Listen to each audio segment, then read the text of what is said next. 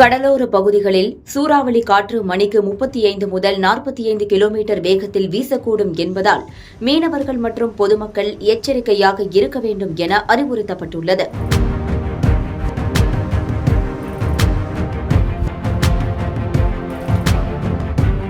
வங்கக்கடலில் உருவான புதிய காற்றழுத்த தாழ்வு பகுதி காரணமாக 4 மாவட்டங்களுக்கு கனமழைக்கான வாய்ப்பு இருப்பதாக சென்னை வானிலை ஆய்வு மையம் எச்சரித்துள்ளது. தென்கிழக்கு வங்கக்கடலில் நிலை கொண்டுள்ள காற்றழுத்த தாழ்வு பகுதி வலுப்பெற்று படிப்படியாக தமிழக கடலோர பகுதியை நோக்கி நகரும் என்பதால் செங்கல்பட்டு, விழுப்புரம், கடலூர், நாகை, திருவாரூர், காரைக்கால், புதுச்சேரி, மயிலாடுதுறை ஆகிய மாவட்டங்களுக்கு கனமழை முதல் மிக கனமழைக்கு வாய்ப்பு இருப்பதாக சென்னை வானிலை ஆய்வு மையம் கணித்துள்ளது. இந்த நிலையில்தான் புதுச்சேரி மீனவர் நலத்துறை இயக்குநரகம் மீனவர்களுக்கு எச்சரிக்கை விடுத்துள்ளது.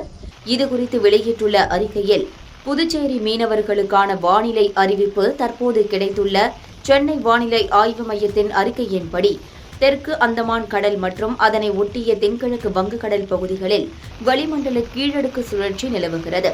இதன் காரணமாக அடுத்த 24 மணி நேரத்தில் தென்கிழக்கு வங்கக்கடல் பகுதிகளில் காற்றழுத்த தாழ்வு பகுதி உருவாகக்கூடும். இது மேலும் வலுப்பெற்று மேற்கு வடமேற்கு திசையில் தமிழக கடலோர பகுதிகளை நோக்கி நகரக்கூடும். இதன் காரணமாக டிசம்பர் 17 மற்றும் 19ஆம் தேதிகளில் தமிழகம் மற்றும் புதுச்சேரி கடலோர பகுதிகளில் சூறாவளி காற்று மணிக்கு 35 கிலோமீட்டர் முதல் 45 கிலோமீட்டர் வேகத்தில் வீசக்கூடும்.